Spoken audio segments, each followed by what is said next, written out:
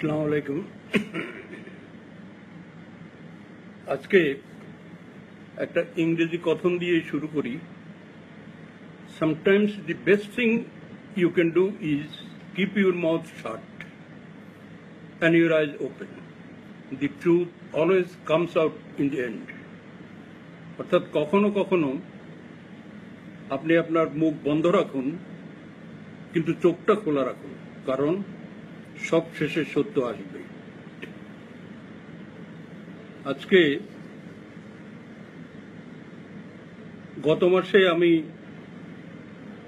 আমার এই ফেসবুকের লাইভ শোতে বলেছিলাম যে প্রতি মাসেই একবার আমি আমার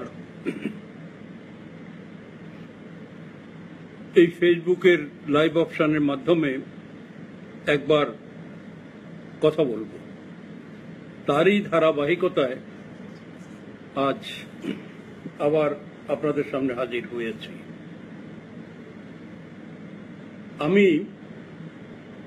ধন্যবাদ জানাবো তাদেরকে প্রথমে, যারা গতবারের প্রথম বক্তৃতাটা প্রায় 1,20,000 মানুষ ভিউ করেছেন।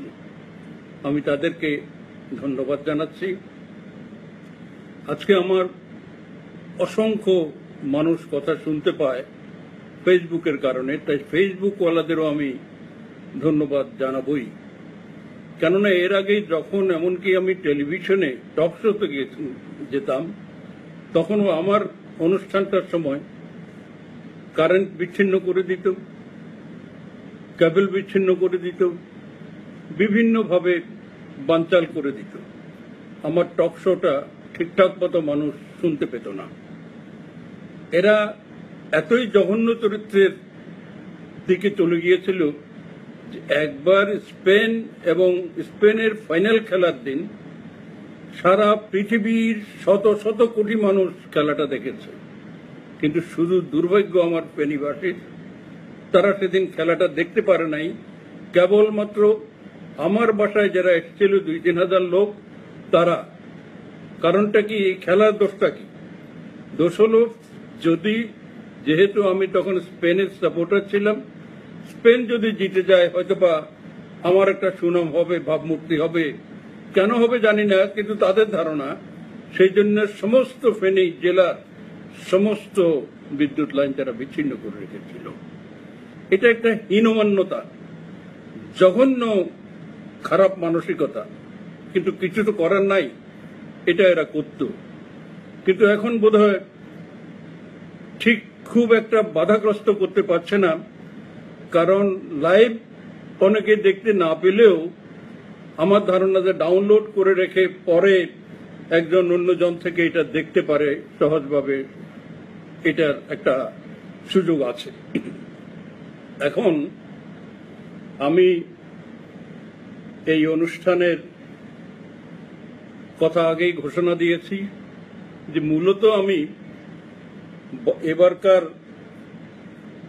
তথাকথিত নির্বাচিত চেয়ারম্যান মেম্বার, কমিশনার, কাউন্সিলরদের বিষয় নিয়ে এই কথা বলবো। তার আগে আমি কিছু অন্য প্রসঙ্গে কথা বলতে চাই, এবং সবশেষে আমার মনে হয় চেয়ারম্যান মেম্বারদের বিষয়টা সব শেষে আনাই ভালো হবে। এখন প্রথমেই আমি একটা বিষয়ে শুধু আমার এলাকাবাসীকে অবহিত করব যে কিছুদিন আগে সেনাপ্রধান ফেনীতে গিয়েছিলেন। মূলত বা প্রধানত তিনি গিয়েছিলেন ক্যাডেট কলেজটা দেখার জন্য। ওটা সামরিক বাহিনী পরিচালনা করে, আর আমাদের এখন ফেনীতে একটা ফ্লাইওভার হচ্ছে, ওটাও সামরিক বাহিনীর মাধ্যমে হচ্ছে। এটা দেখবেন, আর তার নানার বাড়িতে যাবেন, 30-40 বছর যাননি, সেখানে লেখাপড়া করেছেন, আর নিজের এলাকা, নিজের জন্মস্থানে যাবেন। এই তার আগমনকে উপলক্ষ করে এমন সব ঘটনা শুরু হলো, এমন সব রটনা শুরু হলো, যেন এই সেনাপ্রধান একজন রাজনৈতিক ব্যক্তি, যেন এই সেনাপ্রধানের মাধ্যমে তাদের সব বিপদ সুরাহা হয়ে যাবে। এবং প্রচার করতে লাগলো সেনাপ্রধান তাদের আত্মীয়, সেনাপ্রধানের নানার বাড়ি আর তাদের বাড়ি একই বাড়ি, সুতরাং সেনাপ্রধানকে দিয়ে তাদের যত মুশকিল মুসিবত আছে সব সুরাহা হয়ে যাবে।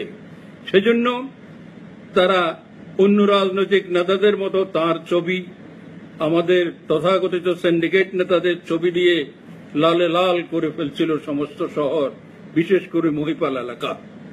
কিন্তু ডিজিএফআই খবর পেয়ে এটাকে বন্ধ করে দিল। অতি দ্রুত আইজি যখন এসেছিল ফেনীতে পুলিশের, তখনও এটা করা হয়েছিল এবং পুলিশের পক্ষ থেকে বাধা দেয়া হলো যে এই তার সঙ্গে আইজি সাহেবের সঙ্গে কোনো সিন্ডিকেট নেতার ছবি ওয়ালার কোনো ব্যানার থাকবে না। সেদিনও সেটা তুলে ফেলা হলো, মানুষ ছিছি করেছে। এরপরে সেনাপ্রধানকে নিয়ে আবার একই ঘটনা বলা হলো, তাকে দাগনভূঞায় সংবর্ধনা দেয়া হবে। সেনাপ্রধানেরটাও বলা হলো এইসব ব্যানার পোস্টার থাকবে না, শুধু থাকবে না নয়, এগুলোর কোনো অস্তিত্বও থাকতে পারবে না।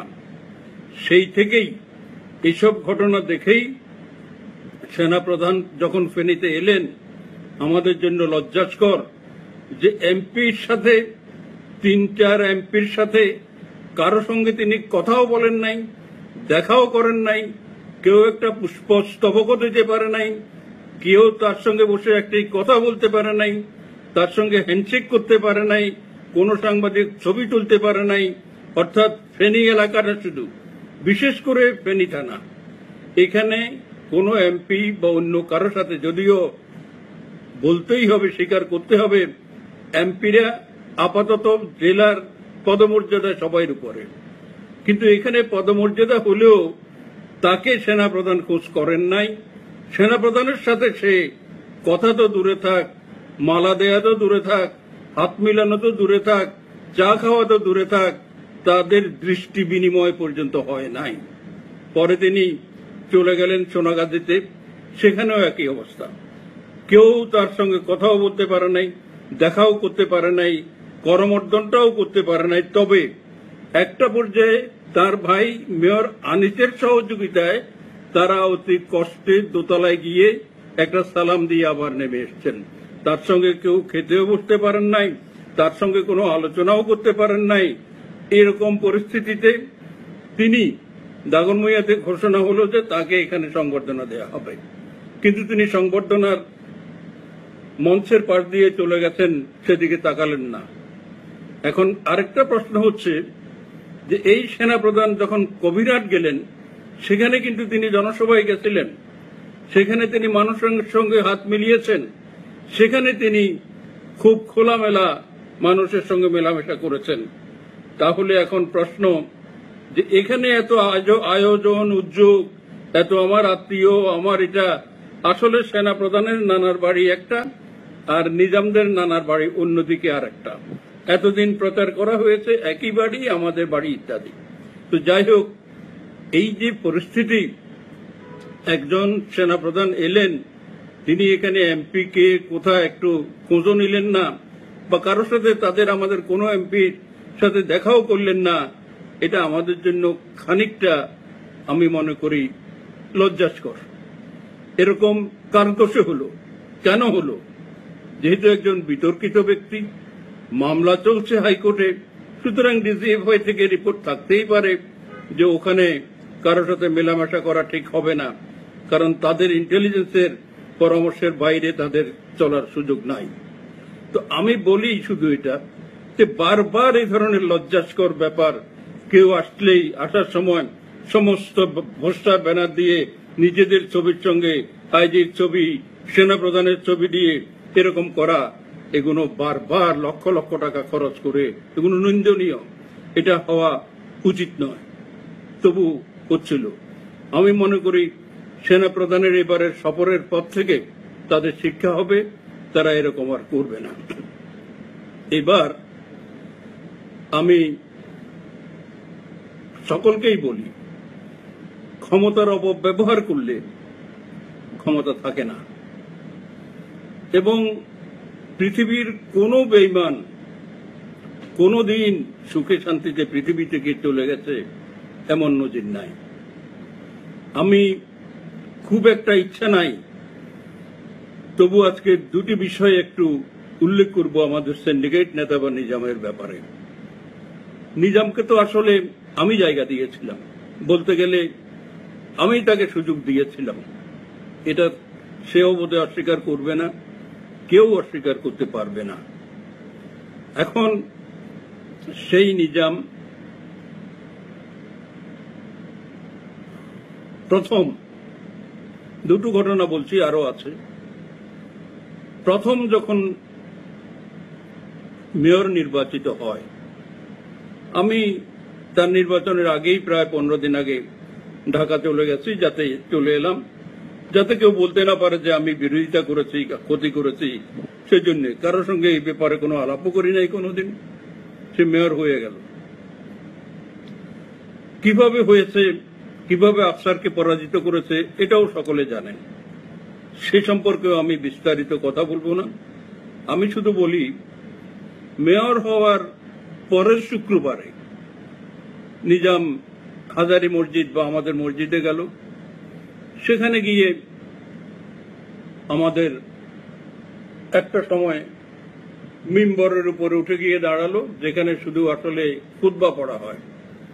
মিম্বরের উপরে গিয়ে দাঁড়িয়ে বলল, জয়নাল হাজারী ভাই, আমার নামটা নিতে সবসময় সে সুন্দরভাবে নিয়েছে, এটা ঠিক। আমাদের একটা শ্রদ্ধেয় ব্যক্তি, আমাদের গৌরব, উনি 3 বার এমপি হয়েছেন। আমরা, বিশেষ করে আমি, আপনাদের সবাই সামনে এই মসজিদে দাঁড়িয়ে বলছি যে আমি তাকে কখনো অসম্মান করব না, আমরা সবাই তাকে সম্মান করব। আমি তো তাকে এসব বলার জন্য বলি নাই, কেউ বলে নাই, নিজের থেকে। এরপরে তার 2 দিন পরে সে আমার বাড়িতে নোটিশ পাঠিয়েছে, আমি যে খেলাধুলার জন্য একটি ঘর করেছি সেই ঘরটা সে ভেঙে দেবে। টাইম দিয়েছে। 2 দিন পরে টাইম দিয়ে নোটিশ দিয়ে বলেছে এটাকে সরিয়ে না নিলে সে বুলডোজার দিয়ে গুঁড়িয়ে দেবে। এই গেল একটা। আরেকটা হচ্ছে, সে এমপি হিসেবে একটা পর্যায়ে হাজারী কলেজের সভাপতি হলো। এখন ওই মেয়রগিরিটা তার চলে গেল এই জন্য যেভাবে হোক ঘুরে ফিরে গেল, কারণ সে মেয়রগিরিটাকে অপমান করেছে, আল্লাহর গজব করেছে। যেভাবেই হোক সে মেয়র হয়েই মসজিদে দাঁড়িয়ে এরকম একটি কথা বলে পরে বেইমানি করেছে, মেয়রগিরি গেল। এরপরে হাজারী কলেজের সভাপতি হলো। এই কলেজটাকে আমি অন্তঃস্থল থেকে ভালোবাসি বলে আমি যেভাবে হোক চেয়েছিলাম এটার সভাপতি থাকতে, যাতে নিজে পরিচালনা করে এটাকে ঠিক রাখতে পারি। কিন্তু যেহেতু নিজাম হয়ে গেল এবং তারা ছাড়লো না, ভিপি জেনারেল ছেড়ে দিয়েছিল আমাকে, কিন্তু এরা ছাড়লো না। এখন যেদিন প্রথম সে সভাপতি হিসেবে ঘোষণা পেল, সেদিন আমার এই কলেজের প্রিন্সিপাল সহ কয়েকজন শিক্ষক তার বাড়িতে তার সঙ্গে দেখা করতে গেল পুলিশ তোড়া নিয়ে। তারা তাকে শুভেচ্ছা জানাতে গেল যে আপনি আমাদের কলেজের সভাপতি হয়েছেন, আমরা আপনাকে স্বাগত জানাতে এসেছি। সভাপতি হিসেবে তার প্রথম আলোচ্য বিষয়ের মধ্যে প্রথম কথা হচ্ছিল যে এই কলেজটার নামটা কি করে বদলানো যায়। ওরা তো তাজ্জব হয়ে গেল। কলেজের ছাত্রছাত্রী কয়জন আছে, শিক্ষক কয়জন আছে, এখানে ক্লাসরুম কয়টা আছে ইত্যাদি, এসব কোনো প্রশ্ন না করে প্রথমেই সেই প্রশ্ন করেছে যে জয়নাল হাজারী কলেজের যে নামটা, এই নামটা বদলানোর ব্যবস্থা করা দরকার। তারা বললেন এটা সম্ভব না, যেহেতু এই ব্যাপারে সুপ্রিম কোর্ট পর্যন্ত মামলা হয়েছে এবং সুপ্রিম কোর্ট মামলা দিয়েছে জয়নাল হাজারী কলেজ নাম এটা থাকবে, সুতরাং এটা কিছু করার নাই। এই যে প্রথমেই সেই পদক্ষেপ নিতে চাইল আমার নামটা মুছে দেওয়ার জন্য কলেজটা থেকে। কলেজের জন্য তো আমার অবদান আছে, আমার ত্যাগ আছে, তবু সে এটা চাইল। আল্লাহর তরফে তার সেই আমি যেমন কলেজের নামটা সুপ্রিম কোর্টের নির্দেশে পেয়েছি, আবার সুপ্রিম কোর্টের নির্দেশেই সেই কলেজের সভাপতির পদটা হারিয়েছে। সেই জন্য বলছিলাম যে যারা বেইমানি করে, যারা ক্ষমতার অপব্যবহার করে, তাদের ক্ষমতা থাকে না। এখন নিজামের একটি পদ আছে, সেটা হচ্ছে এমপি। সে নিজেই বলেছে আমার এমপিগিরি যেতে পারে।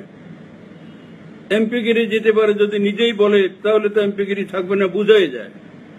এখন তার যদি এমপিগিরি না থাকে আর সঙ্গে এই পুলিশের বহর না থাকে, তাহলে সে কি রাস্তায় বেরোতে পারবে? আপনারাই বলেন। এত কথার দরকার নাই। আমি বলি সে এমপি থাকবে না। কিছুদিন বিলম্ব করাচ্ছে, হয়তো আরো কিছুদিন পারবে, তবে তারা যতদিন বিলম্ব করতে পারবে মনে করছে ততদিন বিলম্ব হবে না, বলে দিলাম। সেই কথা এখন আমি সব সময়, আমার এটা একটা চারিত্রিক দোষ বা গুণ, আমি যার যেটা সত্য সবসময় সেটাই বলি। কে নারাজ হলো, কে খুশি হলো, কে সমালোচনা করছে, এগুলো আমি তোয়াক্কা কম করি। এখন আমি নিজামের একটা গুণের কথা বলবো, কেউ এটা কোনোদিন আমার মনে হয় খেয়াল করেন নাই।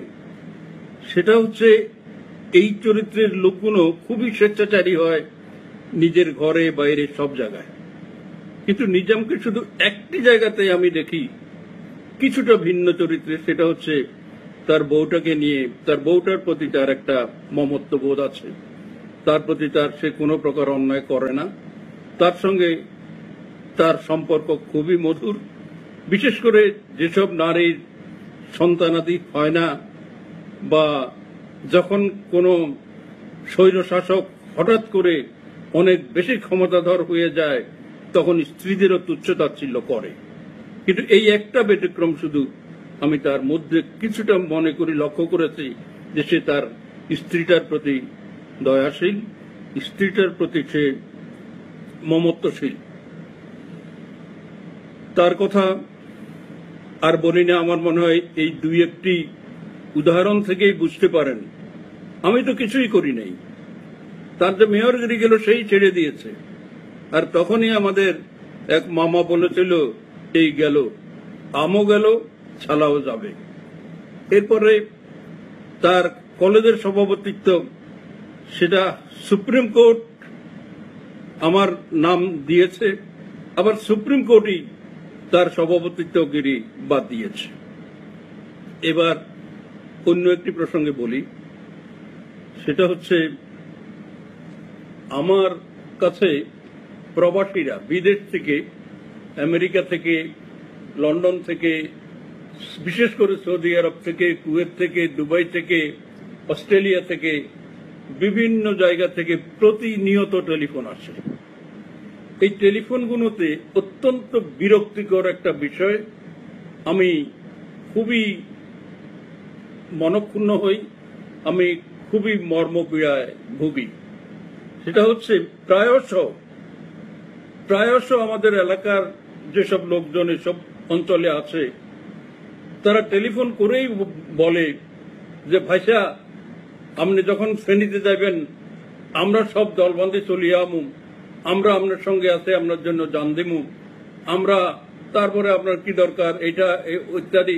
মোট কথা আমি গিয়ে ফেনীকে এই বর্তমান জল্লাদ মুক্ত করলে তখন তারা আসবে, আর তাদের যার যার সঙ্গে শত্রুতা ছিল সেগুলো উদ্ধার করবে, যাতে করে সবাই বলতে পারে যে জয়নাল হাজারী আসার পরে আবার গন্ডগোল শুরু। তো সেজন্য আমি বিরক্ত। এই জন্য আমি বলি এটা তো কোনোদিন কোনোভাবেই গ্রহণযোগ্য হতে পারে না। আমি কি বাতাসকে নিয়ে চলে যাব সেখানে? আমার সঙ্গে যদি কেউ বলে যে আপনার সঙ্গে যাব, আমরা লড়াই করব, দরকার হলে মরবো, এটাকে গ্রহণ করা যায়। কিন্তু আমি গেলে আমার পরে তারা যাবে, যাওয়ার কোনো পরিবেশ সৃষ্টি করবে না, যাওয়ার জন্য কোনো অবদান রাখবে না, আমি গেলে যাবে, এই কথাটাকে আমি খুবই নিন্দা করি। আমি এমনি একটা উদাহরণ দিই। আমরা বঙ্গবন্ধু আগে দেশ স্বাধীন করে দিয়েছে, তারপর কি আমরা এসেছি? আমরা মুক্তিযোদ্ধারা জনগণ দেশ স্বাধীন করেছি, তারপর আমরা বঙ্গবন্ধুকে সাদরে এনেছি, সম্বর্ধনা দিয়েছি, নেতৃত্ব দিয়েছি, সব দিয়েছি। আমি কিন্তু এই প্রসঙ্গে বলবো, আমরা যে নেতৃত্ব এবং দায়িত্ব কর্তব্য সব বঙ্গবন্ধুকে দিয়েছিলাম, অন্যরা গিয়ে দখল করে আমাকে সেভাবে সবকিছু দিক, এটা কিন্তু আমি চাই না। এটা একটু আমার সঙ্গে ভিন্ন মত আছে। সেটা হচ্ছে, আমি আরো দু একবার বলেছি, আমি আবারও বলতে চাই যে আল্লাহ আমাকে যেটা দিয়েছে এটা অস্বাভাবিক। আমি একজন প্রতিবন্ধীর সন্তান।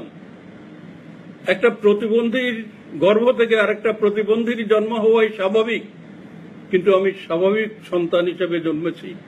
আমার বাবা ছিল হতদরিদ্র কৃষক, তার ওই দারিদ্র থেকে গেলে আমি হতাম রিক্সাওয়ালা, আমি হতাম একজন দিনমজুর। সেখান থেকে আল্লাহ এই যে প্রতিবন্ধীর এক সন্তানকে ফেনীতে 20 বছর রাজার মতো করে রেখেছে, 3 বার এমপি করেছে, আর কি চাই? আর কি দরকার? অন্যদেরকে একবার করুক, আমাকে 3 বার এমপি করেছে। আরো আমি নোয়াখালী জেলা ছাত্রলীগের, গ্রেটার নোয়াখালী ছাত্রলীগের সাধারণ সম্পাদক ছিলাম। আরো অনেক পদ পেয়েছি, অনেক সম্মান পেয়েছি, সেগুলো বড় নয়। আসল কথাটা আমি বলতে চাই, যেটা আমার অন্তরের অন্তঃস্থলে সবসময় কাজ করে, সেটা হচ্ছে এরশাদ আমলে বা জাফর ইমামের আমলে আমি যখন এমপি থাকা অবস্থায় আমাকে অবমূল্যায়ন করা হতো। আমাকে কোনো কিছু জিজ্ঞেস করা হতো না, আমাকে কোথাও ডাকা হতো না, আমাকে যেটা বিধি মোতাবেক আমাকে দায়িত্ব পালন করতে দিত না। আমি তখন সরকার বিরোধী আন্দোলন বা জাফর ইমামের বিরুদ্ধেও আমি তখন আন্দোলন করেছি। তারই কারণে আমাকে গ্রেপ্তার করা হলো এমপি থাকা অবস্থায়। ন্যাক্কারজনকভাবে গ্রেপ্তার করে আমাকে কুমিল্লা জেলের 20 সেলে দেয়া হলো, যেখানে পাগলদের রাখা হয়। এভাবে যখন আমাকে জেলখানায় রাখা হলো, তখন অধিবেশন শুরু হলো কয়েকদিন পর। এই অধিবেশনে আমার মুক্তির দাবিতে, আমার নেত্রী শেখ হাসিনার নেতৃত্বে মুক্তির দাবিতে সমস্ত 90 জন এমপি আন্দোলন শুরু করলেন। প্রথম অধিবেশনে তারা গিয়ে ঘোষণা করলেন যে আমাদের এমপি একজন কারাগারে, আমরা তাকে কারাগারে রেখে সংসদ অধিবেশনে যোগ দিতে পারি না, সংসদ অধিবেশনে থাকতে পারি না। সেদিন তারা সম্মিলিতভাবে বেরিয়ে গেলেন এবং সমস্ত অধিবেশনটাকে বানচাল করে দিলেন একে একে। তারপর একে একে 8 দিন সংসদকে আর বসতে দেন নাই। সংসদের ঘন্টা বাজে আর পুড়ে যায়, বাজে, শেষ হয়, নষ্ট হয়, কিন্তু সংসদ আর বসে না। যতক্ষণ 8 দিন পর্যন্ত এই সংসদের দুয়ারে, প্রত্যেকটা দরজায় আমাদের নেত্রীর নেতৃত্বে সংসদ সদস্যরা বসে থাকতেন। ফলে 8 দিন এই সংসদ অচল হয়ে থাকলো। এই সময়ে বিবিসি, ভয়েস অফ আমেরিকা, সমস্ত মিডিয়া এটাকে তখন প্রচার করেছে। সবচাইতে বড় কথা, এই সময়ে ইউরোপীয় ইউনিয়নের 8টি দেশ আমার মুক্তির দাবি করে সংসদে প্রস্তাব গ্রহণ করেছে। সেই প্রস্তাবের কপি আমার নেত্রীর কাছে পাঠিয়েছেন। এবং যখন এরশাদ জাতিসংঘের একটি মিটিং শেষে হিথরো বিমানবন্দর থেকে দিয়ে আসছিলেন বাংলাদেশে, তখন ইংল্যান্ডের সমস্ত এমপিরা তাকে ঘেরাও করে হিথরো বিমানবন্দরে, এবং সেখানে ওই এমপিদের সামনে সে ওয়াদা করে এসেছিল যে আমি দেশে গিয়েই ওই এমপিকে মুক্ত করে দেব, কিন্তু সে করে নাই। আমি হাইকোর্ট থেকে মুক্ত হয়েছি। এই যে একটা লোকের জন্য 8টি শিল্পোন্নত দেশ সংসদে সিদ্ধান্ত নেয় মুক্তির দাবিতে, যার জন্য একটি দলের সকল সদস্য 8 দিন পর্যন্ত সংসদ অবরুদ্ধ করে রাখে, যার জন্য একটি ব্রিটিশ পার্লামেন্টের সদস্যরা এরশাদকে আটক করে রাখে আমার মুক্তির দাবিতে। এই ক্ষুদ্র লোকটির এই যে ইতিহাস, আমি আমার এমপিটাকে বড় মনে করি না, এই যে 8টা দেশ আমার জন্য পার্লামেন্টে মুক্তির দাবিতে সিদ্ধান্ত নিল, এর চাইতে বড় গৌরবের আর কি হতে পারে? আমি তো মনে করি এই যে পার্লামেন্ট বর্জন, পার্লামেন্ট অবরোধ, এই যে উন্নত দেশগুলোর এটা কোন পৃথিবীর কোন এমপির জীবন ইতিহাসে আছে কিনা আমার জানা নাই। এত গৌরব, এত কিছু যাকে আল্লাহ দিয়েছেন সে আরো কিছু আল্লাহর কাছে চাইবে, তা হতে পারে না। আমি নিজের থেকে কসম করে বলছি, আজ কোনো দায়িত্ব, কোনো নেতৃত্ব, কোনো কিছু আল্লাহর কাছে আমি কোনো দিন চাইব না। আল্লাহর নিজের ইচ্ছায় কোনো প্রয়োজনে যদি কোনো কিছু করেন, কোনো দায়িত্ব দেন, সেটা আল্লাহর ইচ্ছা, আল্লাহ যা করেন। তবে আল্লাহর কাছে হাত তুলবো এটা বলে আল্লাহ যেন আমাকে সহি সালামতে যেন সম্মানের সাথে আমার মৃত্যুটা হয়। কারণ আমার শত্রুরা আমাকে মেরে ফেলার জন্যই মানে সবসময় চেষ্টা করে যাচ্ছে, পরিকল্পনা করে যাচ্ছে। সুতরাং কখন মরে যায় জানি না। শুধু আল্লাহর কাছে ধন, মান, টাকা পয়সা, একেবারে কোনো দায়িত্ব, কর্তব্য, ক্ষমতা কিছুই চাই না। আমি আজ আমার জনগণের সামনে আমি কসম করে আল্লাহর কাছে শুধু চাই, আল্লাহ আমাকে শুধু, কারণ আমার বয়সও 70-এর কাছাকাছি বা 70 পেরিয়ে গেছে। এ সময়ে আমাদের আর বেশি দিন এমনিতেই পৃথিবীতে থাকার বিষয় না। আমাদের নবী করিমও মাত্র 63 বা 66 বছর বেঁচে ছিলেন, তার চাইতেও আমরা বেশি বেঁচে আছি। আর বাঁচারও দরকার নাই, আল্লাহ যদি নিয়েও যায় তাতেও আমরা এই মুহূর্তে অনেক চকর। তো এখন আমি সেই জন্যই আবারও বলছি যে যারা বিদেশ থেকে কেবলই টেলিফোন করে বলেন যে আপনি গেলেই আমরা চলে আসব, আমি তাদেরকে বলি এটা দয়া করে আর বলবেন না। এটা শুনতে আমি খুবই অসন্তুষ্ট হই। এবার আমি আগেই বলেছি, আমি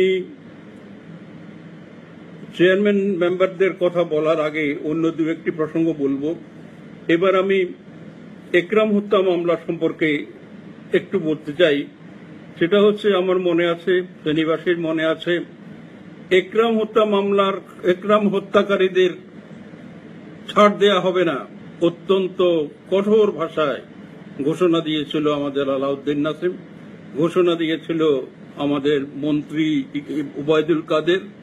কিন্তু তাদের অন্য কিছু বলি না, শুধু বলি একে একে প্রায় বেরিয়ে গেছে, তারা খবর রাখেন নিশ্চয়ই। সবথেকে বড়টা যেটা আমাকে বিস্মিত করেছে সেটা হচ্ছে, একজন আসামি যে ধরা পড়ার পর যেই পিস্তল দিয়ে একরামকে গুলি করেছে সেটা উদ্ধার হয়েছে এবং স্বীকার করেছে কোর্টেও, যে তার ছুরিটা দিয়ে যে তাকে আঘাত করেছে সেই ছুরিটা বের করে দিয়েছে, সেই আসামিটাও বেরিয়ে গেছে। তো এই যদি হয় তাহলে তো বোঝা যাচ্ছে ইতিহাসের এক জঘন্যতম হত্যাকাণ্ডের কোনো বিচার হবে না। তবে আমি আশাবাদী বিচার হতেই হবে। আইন করেও তো বঙ্গবন্ধু হত্যার বিচার বন্ধ করতে পারে নাই, সুতরাং এটাও বন্ধ হবে না। শুধু এখন আমি তাদের দৃষ্টি আকর্ষণ করে বলতে চাই আজকে যে একটু খেয়াল করেন, নাইলে ওই হত্যাকাণ্ডের দায়িত্বটা নিজেদের কাঁধে চলে যাবে, নইলে এই জাতীয় আসামি কি করে বেরিয়ে যাচ্ছে। এবার আমি আগেই বলছি, সংক্ষেপে আমি অন্যান্য প্রসঙ্গগুলো বলে ফেলি। একটা হচ্ছে আরজু আর বাহারের নির্বাচন এই মাসের 31 তারিখে। এই নির্বাচন নিয়ে আবার উত্তেজনা সৃষ্টি হবে আমি জানি আবারও এই নির্বাচনে বাহারকে এবং আরজুকে হারানোর সকল প্রচেষ্টাই করা হবে। আর যেহেতু প্রশাসনকে তারা সম্পূর্ণভাবে এখনো নিয়ন্ত্রণে রেখেছে, সুতরাং তারা সেটা করবে। এই জন্য আমি একটি অপ্রিয় কথা, কিছুটা কেউ কেউ মনে করবেন, তারা হয়তো মনে করবেন একদিনের জীবন যোদ্ধা আজ কেবলই পেছন দিকে কথা বলে। সেটা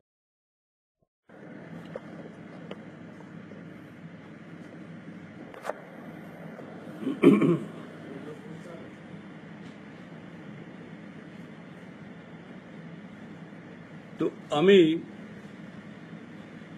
আরজুকে বলবো, না, আমি মুক্তিযোদ্ধা নির্বাচন করেছিলাম বোধহয় 12 সালে, এবং সেখানে বিপুল ভোটে জয়লাভ করেছিলাম। এই সিন্ডিকেটওয়ালারা তখন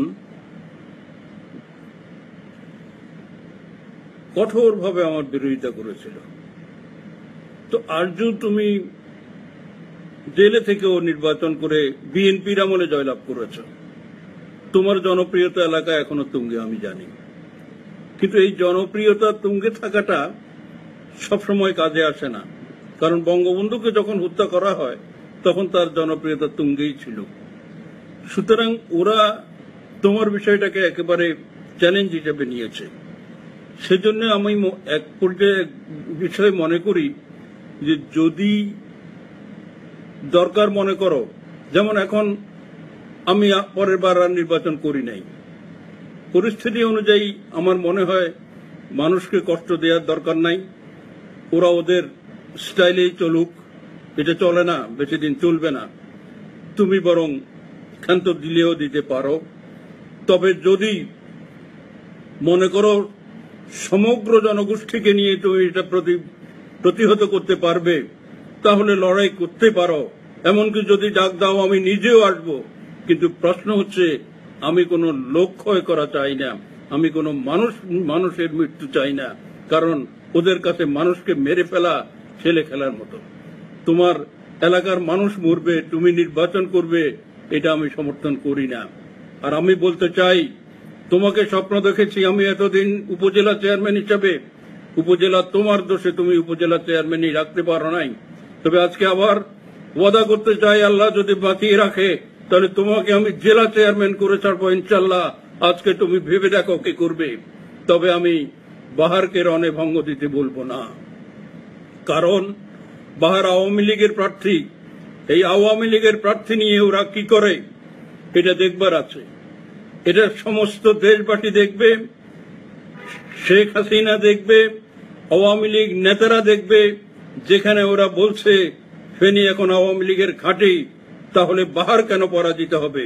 সুতরাং পরাজিত হও, জিতো বা হারো বড় কথা নয়, ওদের দুষ্কর্মের আরেকটা নজির স্থাপিত হোক, আমি এটা চাই।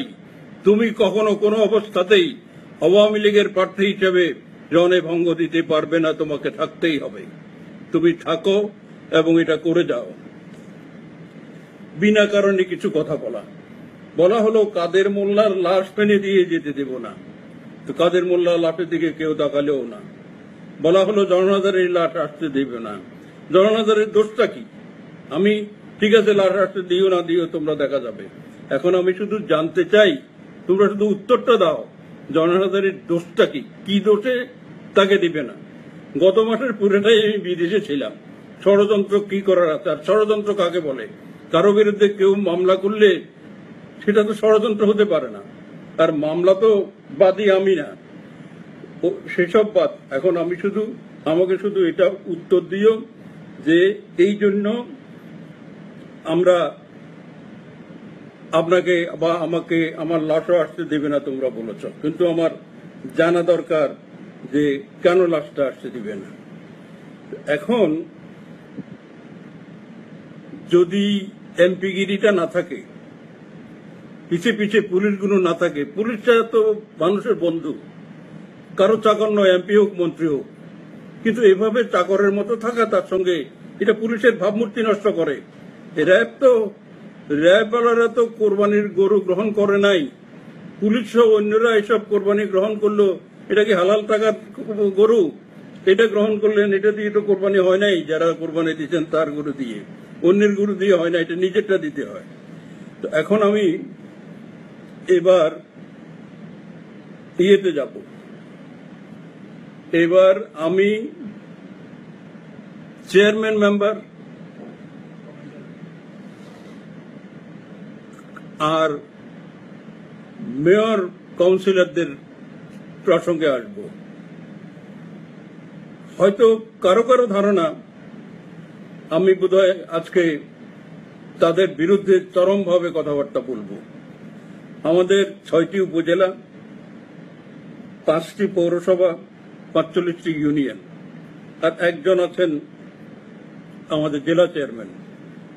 এইদের ভোটে এদেরকে নিয়ে আগামী ডিসেম্বরে বলা হচ্ছে নির্বাচন হবে, এরা ভোট দিয়ে আবার জেলা চেয়ারম্যান নির্বাচিত করবেন।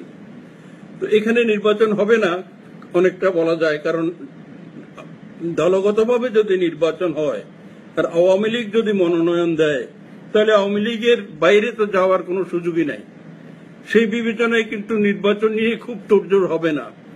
যারা এই নির্বাচনের সদস্য যারা ভোট দেবেন তারা হচ্ছে এই যে মেয়র, কমিশনার বা কাউন্সিলররা, মেম্বার চেয়ারম্যানেরা 45 ইউনিয়নে যা আছে 500, 700, 1000 তারা। আবার তারা যদি মনে করেন যে এই সুযোগে বুঝি কিছু টাকা পয়সা পেয়ে যাব, না, একেবারেই কোনো সুযোগ নাই। এখন আমি একটা উদাহরণ দিতে চাই, সেই উদাহরণটা আপনাদের কাজে লাগবে। তার আগে একটি প্রশ্ন করি, আপনারা 5 বছরের জন্য নির্বাচিত হয়েছেন, এই 5 বছর আপনারা কাজ করবেন এবং আপনারা 5 বছর থাকবেন। এই 5 বছরে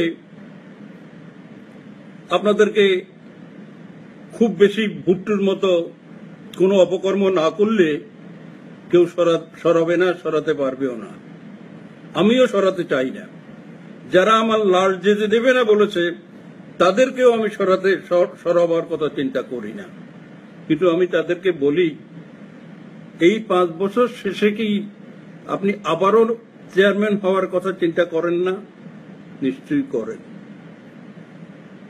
সেটা যদি করেন আর যদি থাকতে চান, আমি একটা ঔষধ বাতলিয়ে দেব, এটা খাবেন, আল্লাহর রহমতে কেউ আপনাদের সরাতে পারবে না। তার আগে একটু চিন্তা করুন তো, গভীরভাবে ঘুমোতে যাওয়ার আগে চোখটা বন্ধ করে প্রথম দিকে একটু চিন্তা করেন তো, আগামী 5 বছর পর যখন আপনি আবার নির্বাচন করবার জন্য প্রস্তুত হবেন, তখন কি আপনাদের এই নেতা নিজাম থাকবে? ভালো করে চিন্তা করে দেখেন, ওই সময় সে থাকবে না। ওই সময় আমি যে ওষুধটা দেব ওইটা দিয়েই আপনাকে পার হতে হবে। সেই জন্য আমি একটা উদাহরণ দেই। একবার আমাদের এক দুবাইওয়ালার 8 লাখ টাকা চুরি করে বাসে কি মাল আনতে দিয়েছিল, টাকাটা নিয়ে দেশে চলে এসছে আমাদের মোটবির। সেই মোটবির লোকটা এসেই কিছু জমি জমা কিনে ফেলেছে। এদিকে ওই দুবাইওয়ালা আমাদের বিশ্ব ইজতেমা উপলক্ষে বাংলাদেশে এলো। সে অনেক নামজাদা লোক, এসে আমাদের অনেকের সঙ্গে পরিচয় হওয়ার সুবাদে ছোট সাখাওয়াত নামে একজন উকিল আছে নোয়াখালী, ওনার সঙ্গে পরিচয় হলে ওনাকে সেই ঘটনাটা বলে যে এইরকম একটা ফেনী অঞ্চলের লোক আমার টাকা নিয়ে এসেছে, এখন আমি কার কাছে যাব, কিভাবে টাকাটা উদ্ধার করব। তো সাখাওয়াত জানে আমি তখন এমপি বা আমরা তখন ক্ষমতায়। উকিল সাহেব আমার কাছে তাকে নিয়ে এলেন, আমি তার বিস্তারিত শুনলাম। শুনেই আমি হালিমকে খবর দিলাম। হালিমের চাইতে বোধহয় তার ছেলে হান্নান বেশি পরিচিত, ব্যাডমিন্টন খেলতো আমার এখানে, হান্নানের বাপ। তাকে বললাম যে মোটবির এরকম লোকটাকে চিনেন কিনা। সে বলল চিনি, সে তো বাইরে থাকতো, ইদানিং দেশে এসেছে, মনে হয় একটু খুব কিছু জমি টমি কিনেছে বা একটু খুব মানে হাবভাব অন্যরকম। আমি বললাম তাইলে সে তো ওনার টাকা চুরি করে এখানে এসছে, এখন আপনি যান তাড়াতাড়ি, সে বাড়িতে আছে কিনা দেখেন। সে গেল, দেখলো আছে, এবং তখন মোবাইল ফোন চালু হয়ে গেছে, তখন মোবাইলে আমাকে জানিয়ে দিল যে আছে। আমি বললাম তাইলে ওকে আমার এখানে নিয়ে আসেন যত তাড়াতাড়ি পারেন। তো ওকে যখন হালিম বলছিল যে আপনাকে হাজারি সাহেব ডাকতেছে, আসেন, সে হয়তো বা কিছু চিন্তায় পড়ে গেল, আসবে কি আসবে না ভাবছিল।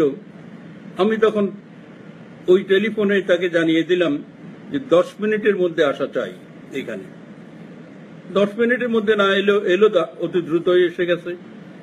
আসতেই আমার ঘরের পূব দিকের রাস্তা দিয়ে আমার ঘরের দিকে তাকাতেই এই লোকটাকে, দুবাইয়ের লোকটাকে সে দেখলো। দেখেই তার তো আর পা চলে না, সে এই পর্যন্ত এসে গেছে, কিভাবে চিন্তা করতে লাগলো। যা হোক এলো, আসার পরে আমি তাকে বললাম যে তুমি কি ওনার এরকম 8 লাখ টাকা নিয়ে চলে এসছো?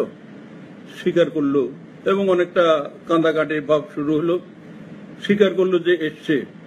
তা আমি বললাম, এসছো যদি, উনি আমার কাছে পর্যন্ত এসে গেছেন, একটা পরিস্থিতিতে আমাদের সমস্ত বাঙালিদের বদনাম হচ্ছে, সেখানে বাঙালিদের এরা ক্ষতিও করতে পারে, তুমি ওনার টাকা দিয়ে দাও।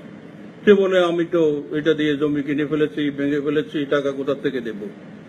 তো যাই হোক, আমি ওনাকে বললাম যে সে তো বোঝাই যায় বেশ কিছুদিন হয়ে গেছে বোধহয়, তার হাতে তো এখন টাকা নাই।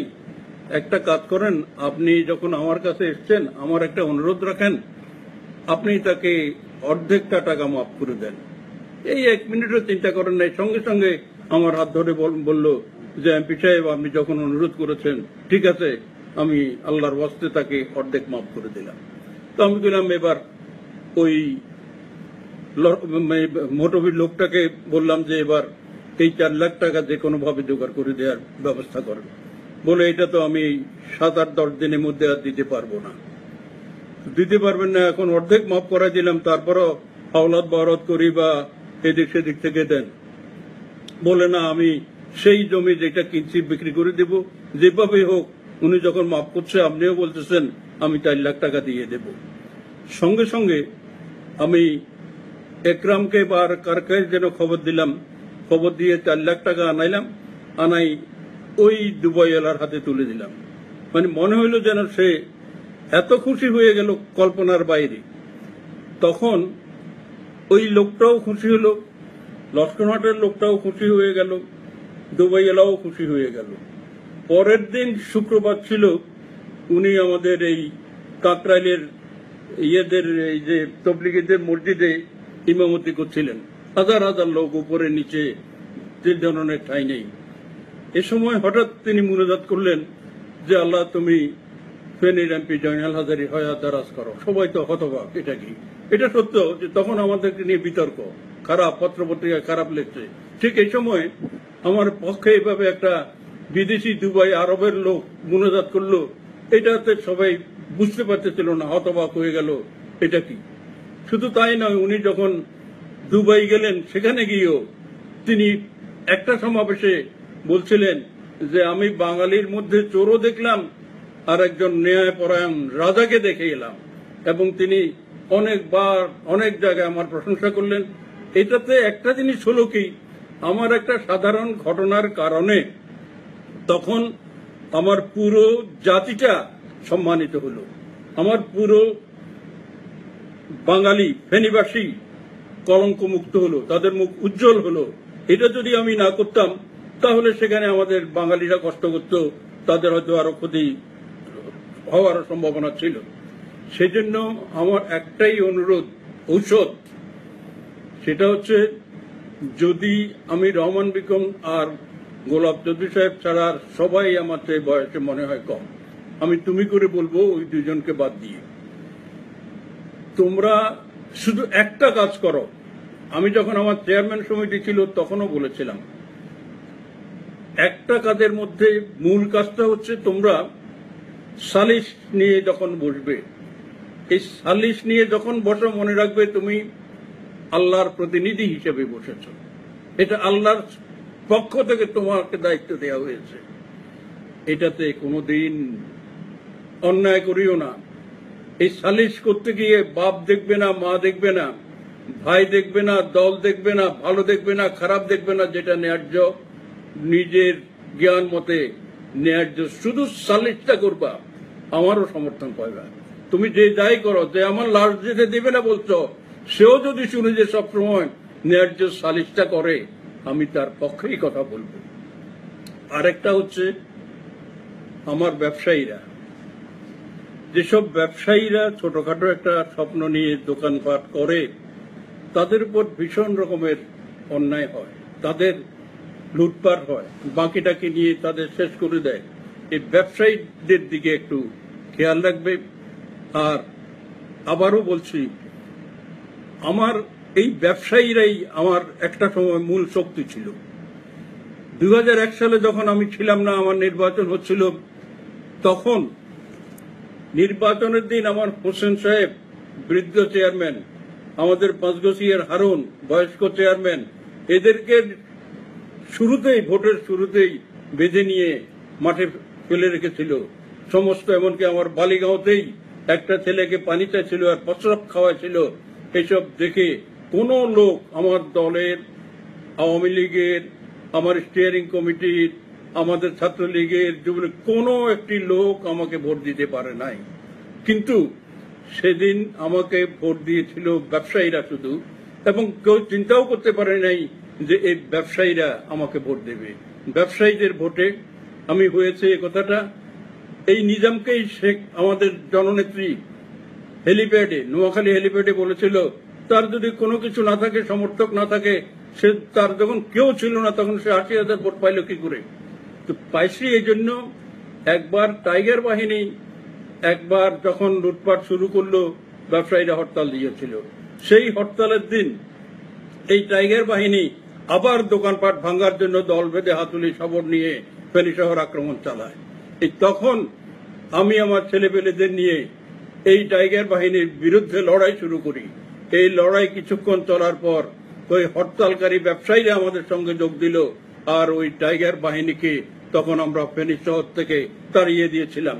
সেই টাইগার বাহিনীর প্রধানই আজকে আমাদের মেয়র। কি করব? এখন টাকা দিয়ে রাজনীতিটা বিক্রি হয়ে গেল, টাকা দিয়ে বিক্রি হয়ে গেল টাইগার বাহিনী প্রধান। এই টাইগার বাহিনী থেকে যে পরাস্ত করেছি, লড়াই করেছি, সেই কথা ব্যবসায়ীরা বোঝে না, বলে না। সেজন্যই ৯১ ভোটের সময় একজন সাংবাদিক গিয়ে ফেনীর বাজারের এক ব্যবসায়ীকে, দাঁড়িওয়ালা বয়স্ক, বললেন ভাই নির্বাচন তো এসেছে, ভোট, আপনি কাকে ভোট দিবেন? না আপনি কোন দল করেন? বললে আমি তো জামাত ইসলাম করি। তো জামাত ইসলাম করেন, তাহলে ভোট কি রকম আপনাদের? বলে ভোট তো আমরা দেবো জননাধারী। বলে আপনি জামাত ইসলাম, জননাধারী, আওয়ামী লীগ, জননাধারী দেবেন মানে? বলে জননাধারী আওয়ামী লীগ না জামাতের দরকার নাই, আমি ব্যবসা করি, এটা দিয়ে আমি বাল বাচ্চা পালি, এটাই আমার জীবনের সব। এটা সে রক্ষা করেছে, এটা সে রক্ষা করবে, সেজন্যই তাকে ভোট দেব। এই ব্যবসায়ীগুলোর দিকে খেয়াল রাখবেন। আপনাকে চেয়ারম্যানগিরি থেকে কেউ কোনোদিন আর হটাতে পারবে না। সেজন্যই আমার আপনাদের প্রতি আবেদন শুধু যে ভয়ের কিছু নাই, যা হয়েছে খারাপ ভালো ভয় করবেন না।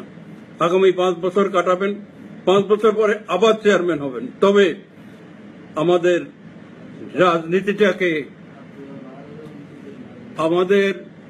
রাজনীতিটাকে বিক্রি করে ফেলেছে।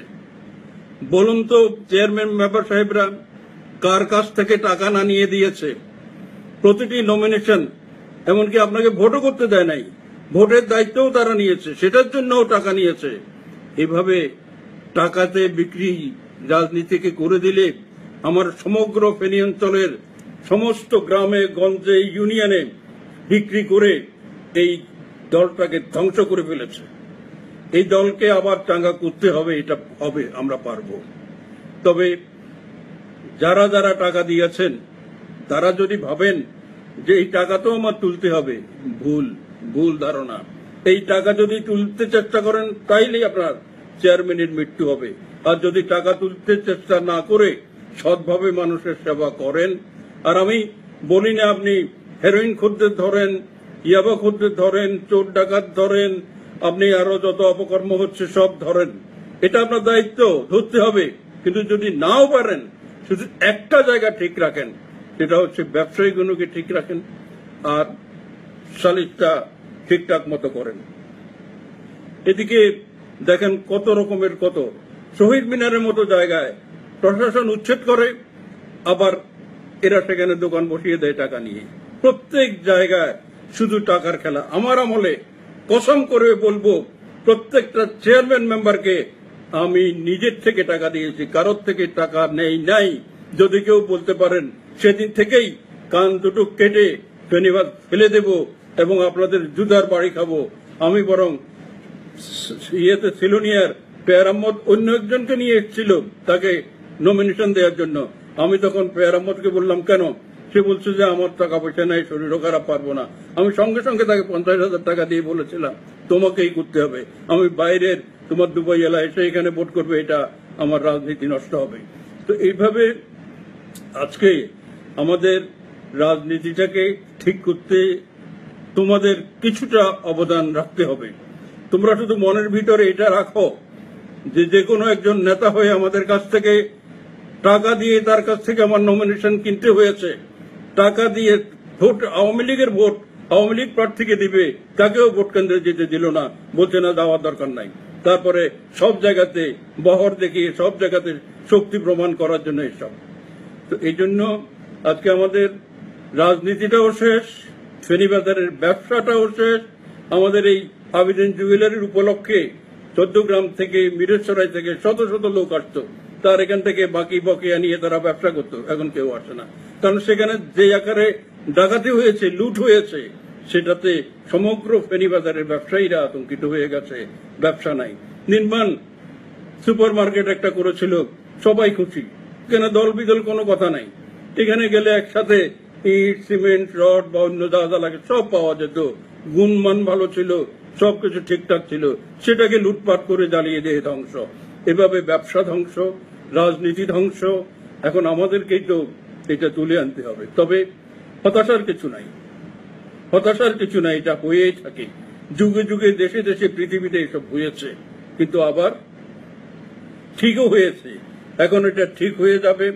আমাদের টেম্পো ড্রাইভারদের উপর চরম নির্যাতন চলছে, রিক্সাওয়ালাদের উপর হামলা হচ্ছে, এগুলো হতে দেওয়া উচিত নয়। আমি জানি বেশি ক্ষতিগ্রস্ত হচ্ছে টেম্পো ড্রাইভারেরা। আমি টেম্পো ড্রাইভারদের বলতে চাই, আমি এই মুহূর্তে কিছু করতে পারবো না, শুধু বলি তোমরা সবাই সংগঠিত হয়ে থাকো, তোমাদের শক্তি অনেক বেশি। তোমরা একত্রিত হয়ে যে কোনো কিছু প্রতিবাদ করবে, যে কোনো কিছু তোমরা প্রতিহত করবে, এটা পারবে। আমি ওয়াদা করছি আজকে, তোমরা সংগঠিতভাবে সমস্ত রিক্সাওয়ালারা আর টেম্পোওয়ালারা যদি এক হয়ে আবার এসব প্রতিবাদ করে প্রতিহত করতে চাও এবং তোমরা মাঠে নামো, তাহলে আগে যেরকম টাইগার বাহিনীকে আমি প্রতিহত করেছিলাম এবং ব্যবসায়ীদের রক্ষা করেছিলাম, টেম্পোওয়ালাদের আর এই রিক্সাওয়ালাদের সামনে আমি আবার ওয়াদা করছি, কারো কোনো ক্লিয়ারেন্স ছাড়াই, কোন রকমের কিছু ছাড়াই তোমরা যদি ডাক দাও, আমি তোমাদের সামনে এসে এই আন্দোলনে অংশগ্রহণ করব, তোমাদের ভয় নাই। আজকে আমি আগেই বলেছি, মূলত আমি মেম্বার চেয়ারম্যানদের উদ্দেশ্যে বলবো। তো মেম্বার চেয়ারম্যানদের আমি আবারও বলছি, একেবারেই ভয়ের কিছু নাই, একেবারেই কঠিন কোনো কাজ নয়। সালিশটা ঠিক মতো করো, আমার ব্যবসায়ী ভাইদের রক্ষা করো, তোমাদের কেউ কিছু করতে পারবে না। আমি তোমাদের সঙ্গে থাকবো, তোমরাও আমার জন্য দোয়া করো। আমি শুধু সবশেষে আজকে বলি,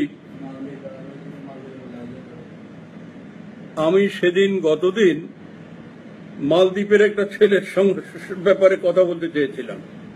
তো সেই মহিনুদ্দিন তার নাম, তার সম্পর্কে এখন আর বলবো না। আমার আরেকটি কথা আছে, তার আগে তার একটা গানের কটা কলি আপনারা শুনুন।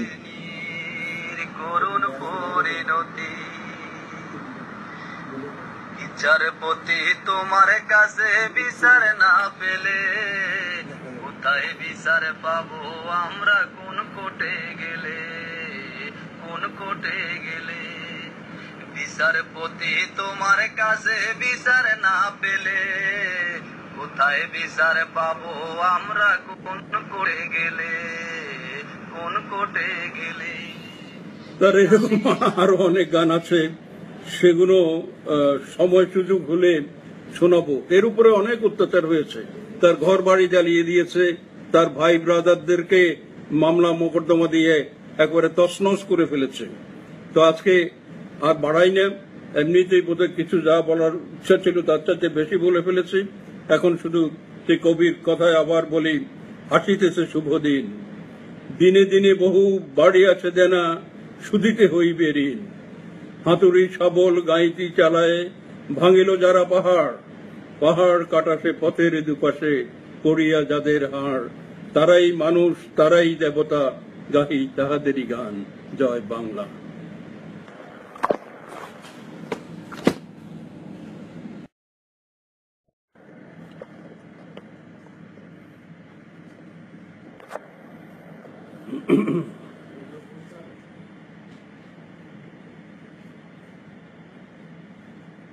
তো আমি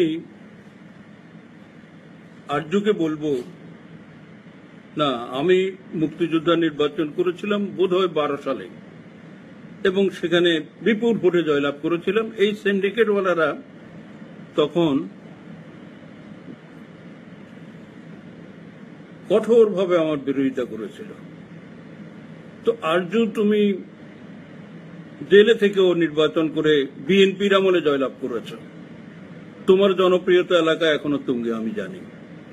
কিন্তু এই জনপ্রিয়তা তুঙ্গে থাকাটা সবসময় কাজে আসে না, কারণ বঙ্গবন্ধুকে যখন হত্যা করা হয় তখন তার জনপ্রিয়তা তুঙ্গেই ছিল। সুতরাং ওরা তোমার বিষয়টাকে একেবারে চ্যালেঞ্জ হিসেবে নিয়েছে। সেজন্য আমি এক পর্যায়ে বিষয় মনে করি যে যদি দরকার মনে করো, যেমন এখন আমি পরের বার আর নির্বাচন করি নাই, পরিস্থিতি অনুযায়ী আমার মনে হয় মানুষকে কষ্ট দেওয়ার দরকার নাই, ওরা ওদের স্টাইলেই চলুক, এটা চলে না, বেশি দিন চলবে না। তুমি বরং ক্ষান্ত দিলেও দিতে পারো। তবে যদি মনে করো সমগ্র জনগোষ্ঠীকে নিয়ে তুমি এটা প্রতিহত করতে পারবে, তাহলে লড়াই করতে পারো। এমনকি যদি ডাক দাও আমি নিজেও আসব। কিন্তু প্রশ্ন হচ্ছে, আমি কোনো লোক ক্ষয় করা চাই না, আমি কোনো মানুষের মৃত্যু চাই না, কারণ ওদের কাছে মানুষকে মেরে ফেলা ছেলে খেলার মতো। তোমার এলাকার মানুষ মরবে, তুমি নির্বাচন করবে, এটা আমি সমর্থন করি না। আর আমি বলতে চাই, তোমাকে স্বপ্ন দেখেছি আমি এতদিন উপজেলা চেয়ারম্যান হিসাবে। উপজেলা তোমার দোষে তুমি উপজেলা চেয়ারম্যানই রাখতে পারো নাই। তবে আজকে আবার ওয়াদা করতে চাই, আল্লাহ যদি বাঁচিয়ে রাখে তাহলে তোমাকে আমি জেলা চেয়ারম্যান করে ছাড়বো ইনশাল্লাহ। আজকে তুমি ভেবে দেখো কি করবে। তবে আমি বাহারকে রণে ভঙ্গ দিতে বলবো না, কারণ বাহার আওয়ামী লীগের প্রার্থী। এই আওয়ামী লীগের প্রার্থী নিয়ে ওরা কি করে এটা দেখবার আছে। এটা সমস্ত দেশবাসী দেখবে, শেখ হাসিনা দেখবে, আওয়ামী লীগ নেতারা দেখবে। যেখানে ওরা বলছে ফেনী এখন আওয়ামী লীগের ঘাঁটি, তাহলে বাহার কেন পরাজিত হবে? সুতরাং পরাজিত হও, জিতো বা হারো বড় কথা নয়, ওদের দুষ্কর্মের আরেকটা নজির স্থাপিত হোক, আমি এটা চাই। তুমি কখনো কোনো অবস্থাতেই আওয়ামী লীগের প্রার্থী হিসেবে রণে ভঙ্গ দিতে পারবে না, তোমাকে থাকতেই হবে। তুমি থাকো এবং এটা করে যাও। বিনা কারণে কিছু কথা বলা হলো কাদের মোল্লার লাশ ফেনে দিয়ে যেতে দেব না, তো কাদের মোল্লার লাশের দিকে কেউ তাকালেও না। বলা হলো জননাধারের লাশ আসতে দেবে না। জননাধারের দোষটা কি? আমি ঠিক আছে, লাশ আসতে দিও না দিও, তোমরা দেখা যাবে। এখন আমি শুধু জানতে চাই, তোমরা শুধু উত্তরটা দাও, জননাধারের দোষটা কি? কি দোষে তাকে দিবে না? গত মাসের পুরোটাই আমি বিদেশে ছিলাম। ষড়যন্ত্র কি করার আছে? আর ষড়যন্ত্র কাকে বলে? কারো বিরুদ্ধে কেউ মামলা করলে সেটা তো ষড়যন্ত্র হতে পারে না। আর মামলা তো বাদী আমি না, সেসব বাদ। এখন আমাকে শুধু এটা উত্তর দিও যে এই জন্য আমরা আপনাকে বা আমাকে আমার লাশও আসতে দেবে না তোমরা বলেছ, কিন্তু আমার জানা দরকার যে কেন লাশটা আসতে দিবে না। এখন যদি এমপিগিরিটা না থাকে, পিছে পিছে পুলিশগুলো না থাকে, পুলিশটা তো মানুষের বন্ধু, কারো চাকর নয়, এমপি হোক মন্ত্রী হোক। কিন্তু এভাবে চাকরের মতো থাকা, তার সঙ্গে এটা পুলিশের ভাবমূর্তি নষ্ট করে। র্যাবওয়ালারা তো কোরবানির গরু গ্রহণ করে নাই, পুলিশ সহ অন্যরা এসব কোরবানি গ্রহণ করলো। এটা কি হালাল টাকার গরু? এটা গ্রহণ করলেন, এটা দিয়ে তো কোরবানি হয় নাই। যারা কোরবানি দিচ্ছেন তার গরু দিয়ে, অন্যের গরু দিয়ে হয় না, এটা নিজেরটা দিতে হয়। তো এখন আমি এবার ইয়েতে যাব। এবার আমি চেয়ারম্যান মেম্বার আর মেয়র কাউন্সিলরদের প্রসঙ্গে আসব। হয়তো কারো কারো ধারণা আমি বোধহয় আজকে তাদের বিরুদ্ধে চরমভাবে কথাবার্তা বলবো। আমাদের 6টি উপজেলা, 5টি পৌরসভা, 45টি ইউনিয়ন, আর একজন আছেন আমাদের জেলা চেয়ারম্যান। এইদের ভোটে এদেরকে নিয়ে আগামী ডিসেম্বরে বলা হচ্ছে নির্বাচন হবে, এরা ভোট দিয়ে আবার জেলা চেয়ারম্যান নির্বাচিত করবেন। তো এখানে নির্বাচন হবে না অনেকটা বলা যায়, কারণ দলগতভাবে যদি নির্বাচন হয় আর আওয়ামী লীগ যদি মনোনয়ন দেয় তাহলে আওয়ামী লীগের বাইরে তো যাওয়ার কোনো সুযোগই নাই। সেই বিবেচনায় কিন্তু নির্বাচন নিয়ে খুব তোড়জোড় হবে না। যারা এই নির্বাচনের সদস্য, যারা ভোট দেবেন, তারা হচ্ছে এই যে মেয়র, কমিশনার বা কাউন্সিলররা, মেম্বার চেয়ারম্যানেরা 45 ইউনিয়নে যা আছে 500, 700, 1000, তারা আবার তারা যদি মনে করেন যে এই সুযোগে বুঝি কিছু টাকা পয়সা পেয়ে যাব, না, একেবারেই কোনো সুযোগ নাই। এখন আমি একটা উদাহরণ দিতে চাই, সেই উদাহরণটা আপনাদের কাজে লাগবে। তার আগে একটি প্রশ্ন করি, আপনারা 5 বছরের জন্য নির্বাচিত হয়েছেন, এই 5 বছর আপনারা কাজ করবেন এবং আপনারা 5 বছর থাকবেন। এই 5 বছরে আপনাদেরকে খুব বেশি ভুট্টুর মতো কোনো অপকর্ম না করলে কেউ সরাবে না, সরাতে পারবেও না, আমিও সরাতে চাই না। যারা আমার লাশ যেতে দেবে না বলেছে তাদেরকেও আমি সরাবার কথা চিন্তা করি না। কিন্তু আমি তাদেরকে বলি, এই 5 বছর শেষে কি আপনি আবারও চেয়ারম্যান হওয়ার কথা চিন্তা করেন না? নিশ্চয়ই করেন। সেটা যদি করেন আর যদি থাকতে চান, আমি একটা ঔষধ বাতলিয়ে দেব, এটা খাবেন, আল্লাহর রহমতে কেউ আপনাদের সরাতে পারবে না। তার আগে একটু চিন্তা করুন তো, গভীরভাবে ঘুমোতে যাওয়ার আগে চোখটা বন্ধ করে প্রথম দিকে একটু চিন্তা করেন তো, আগামী 5 বছর পর যখন আপনি আবার নির্বাচন করবার জন্য প্রস্তুত হবেন, তখন কি আপনাদের এই নেতা নিজাম থাকবে? ভালো করে চিন্তা করে দেখেন, ওই সময় সে থাকবে না। ওই সময় আমি যে ওষুধটা দেব ওইটা দিয়েই আপনাকে পার হতে হবে। সেই জন্য আমি একটা উদাহরণ দেই।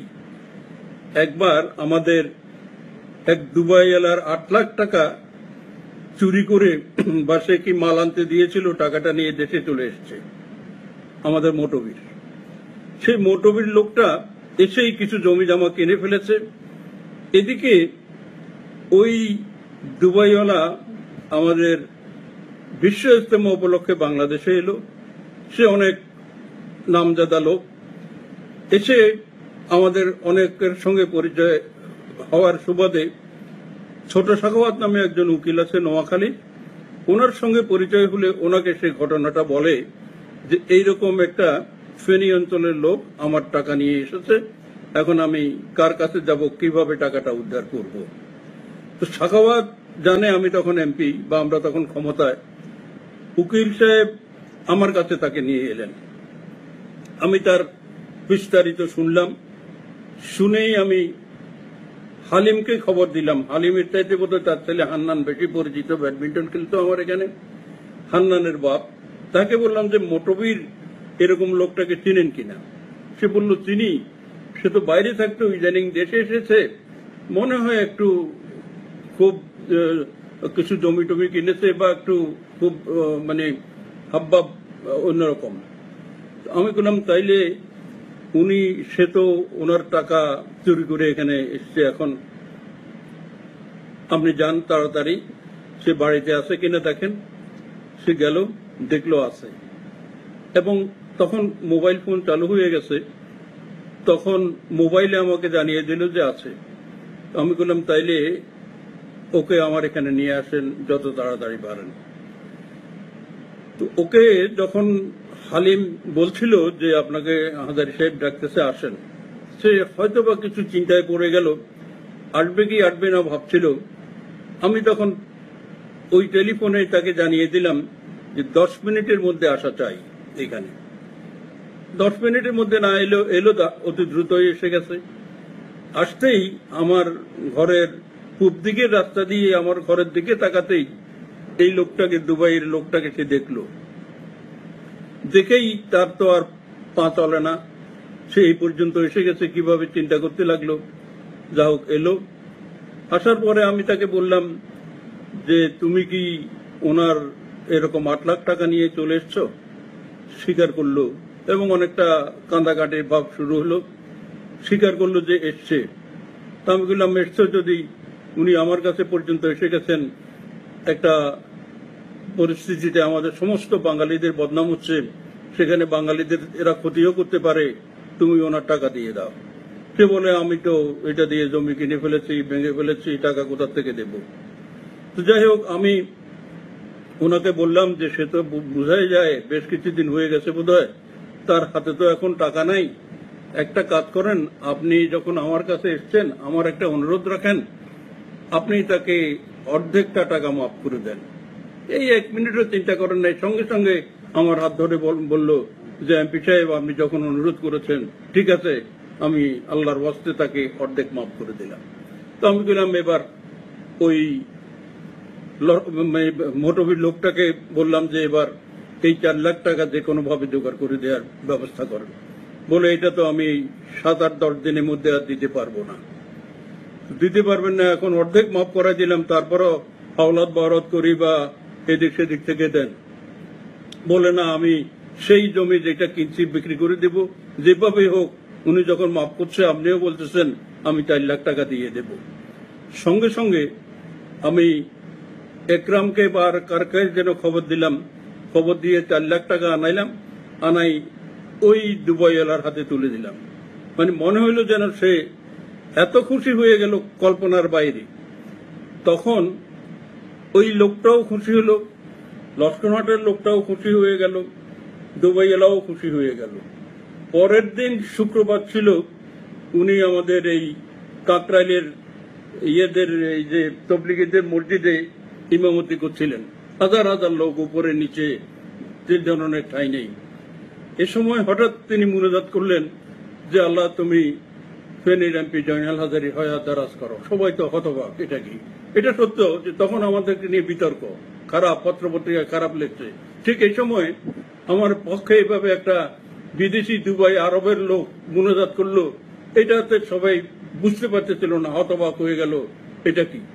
শুধু তাই নয়, উনি যখন দুবাই গেলেন, সেখানে গিয়েও তিনি একটা সমাবেশে বলছিলেন যে আমি বাঙালির মধ্যে চোরও দেখলাম, আর একজন ন্যায়পরায়ণ রাজাকে দেখে এলাম।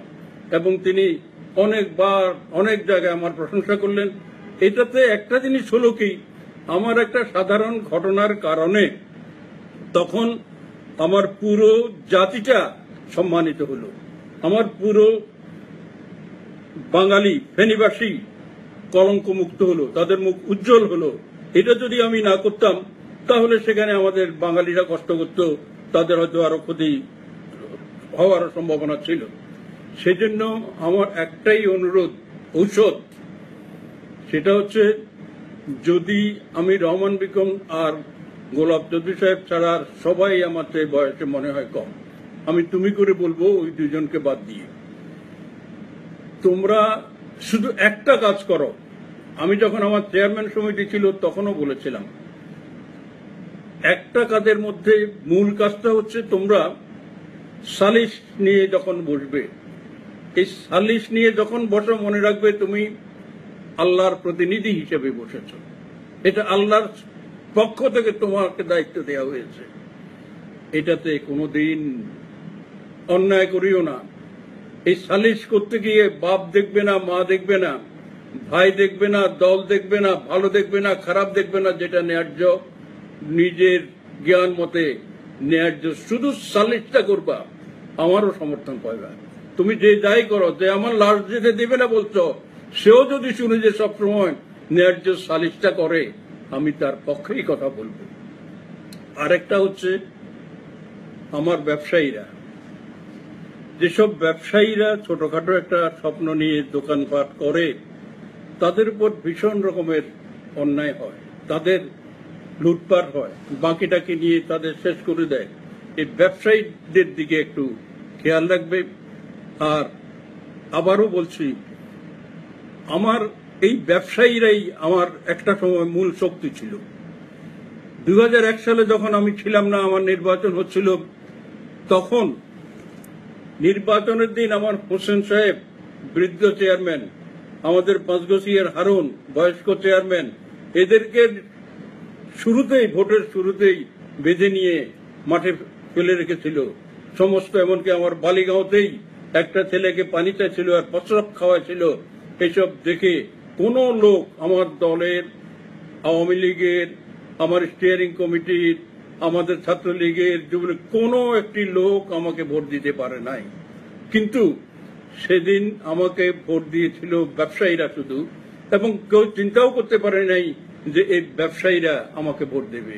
ব্যবসায়ীদের ভোটে আমি হয়েছে এ কথাটা এই নিজামকেই শেখ আমাদের জননেত্রী হেলিপ্যাডে, নোয়াখালী হেলিপ্যাডে বলেছিল তার যদি কোনো কিছু না থাকে, সমর্থক না থাকে, সে তার যখন কেউ ছিল না তখন সে ৮০,০০০ ভোট পাইল কি করে? তো পাইছি এই জন্য। একবার টাইগার বাহিনী একবার যখন লুটপাট শুরু করলো, ব্যবসায়ীরা হরতাল দিয়েছিল। সেই হরতালের দিন এই টাইগার বাহিনী আবার দোকানপাট ভাঙার জন্য দল বেঁধে হাতুড়ি শবর নিয়ে ফেনী শহর আক্রমণ চালায়। এই তখন আমি আমার ছেলেপেলেদের নিয়ে এই টাইগার বাহিনীর বিরুদ্ধে লড়াই শুরু করি। এই লড়াই কিছুক্ষণ চলার পর ওই হরতালকারী ব্যবসায়ীরা আমাদের সঙ্গে যোগ দিল, আর ওই টাইগার বাহিনীকে তখন আমরা ফেনী শহর থেকে তাড়িয়ে দিয়েছিলাম। সেই টাইগার বাহিনীর প্রধানই আজকে আমাদের মেয়র। কি করব? এখন টাকা দিয়ে রাজনীতিটা বিক্রি হয়ে গেল, টাকা দিয়ে বিক্রি হয়ে গেল টাইগার বাহিনী প্রধান। এই টাইগার বাহিনী থেকে যে পরাস্ত করেছি, লড়াই করেছি, সেই কথা ব্যবসায়ীরা বোঝে না, বলে না। সেজন্যই ৯১ ভোটের সময় একজন সাংবাদিক গিয়ে ফেনীর বাজারের এক ব্যবসায়ীকে, দাঁড়িওয়ালা বয়স্ক, বললেন, ভাই নির্বাচন তো এসেছে, ভোট, আপনি কাকে ভোট দিবেন? না, আপনি কোন দল করেন? বললে, আমি তো জামাত ইসলাম করি। তো জামাত ইসলাম করেন, তাহলে ভোট কি রকম আপনাদের? বলে, ভোট তো আমরা দেবো জননাধারী। বলে, আপনি জামাত ইসলাম, জননাধারী, আওয়ামী লীগ, জননাধারী দেবেন মানে? বলে, জননাধারী আওয়ামী লীগ না জামাতের দরকার নাই, আমি ব্যবসা করি, এটা দিয়ে আমি বাল বাচ্চা পালি, এটাই আমার জীবনের সব। এটা সে রক্ষা করেছে, এটা সে রক্ষা করবে, সেজন্যই তাকে ভোট দেব। এই ব্যবসায়ীগুলোর দিকে খেয়াল রাখবেন। আপনাকে চেয়ারম্যানগিরি থেকে কেউ কোনোদিন আর হটাতে পারবে না। সেজন্যই আমার আপনাদের প্রতি আবেদন শুধু যে ভয়ের কিছু নাই, যা হয়েছে খারাপ ভালো ভয় করবেন না। আগামী ৫ বছর কাটাবেন, ৫ বছর পরে আবার চেয়ারম্যান হবেন। তবে আমাদের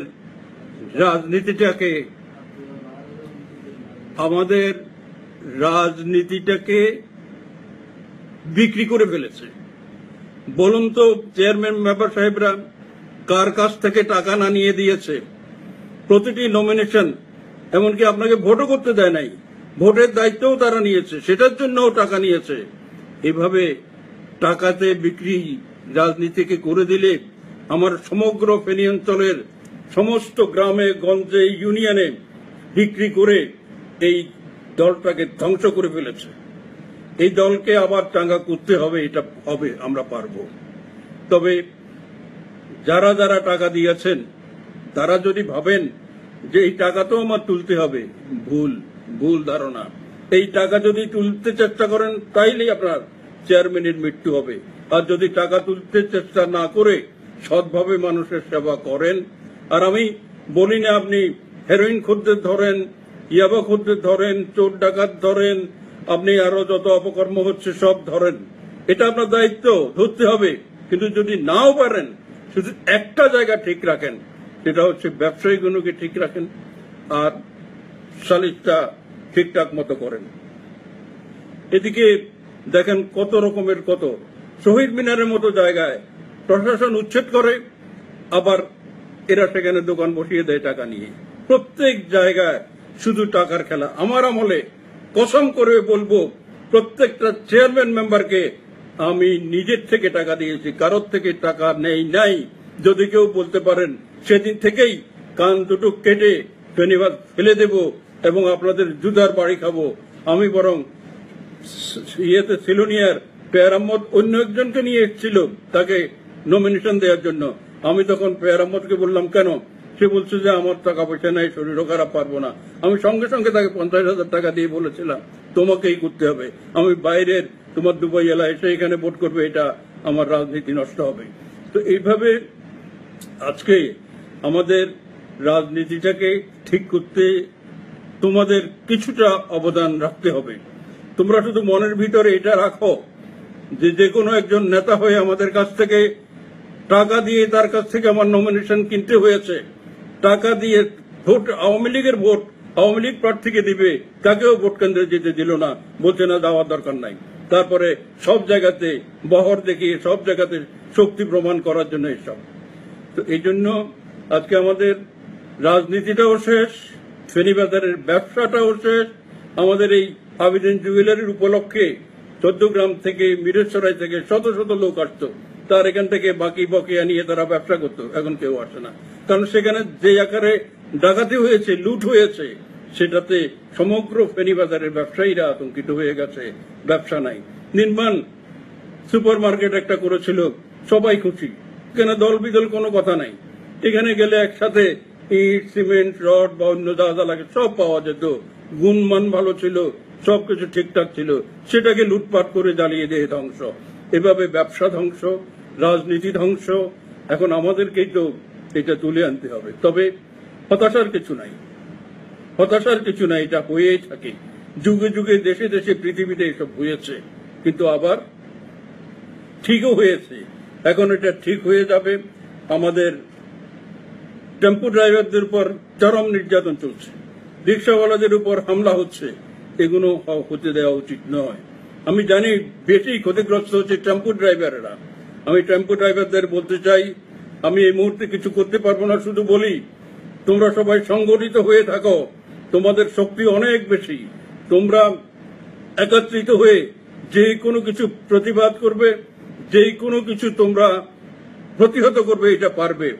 আমি ওয়াদা করছি আজকে, তোমরা সংগঠিতভাবে সমস্ত রিক্সাওয়ালারা আর টেম্পোওয়ালারা যদি এক হয়ে আবার এসব প্রতিবাদ করে প্রতিহত করতে চাও এবং তোমরা মাঠে নামো, তাহলে আগে যেরকম টাইগার বাহিনীকে আমি প্রতিহত করেছিলাম এবং ব্যবসায়ীদের রক্ষা করেছিলাম, টেম্পোওয়ালাদের আর এই রিক্সাওয়ালাদের সামনে আমি আবার ওয়াদা করছি, কারো কোনো ক্লিয়ারেন্স ছাড়াই, কোন রকমের কিছু ছাড়াই তোমরা যদি ডাক দাও, আমি তোমাদের সামনে এসে এই আন্দোলনে অংশগ্রহণ করব।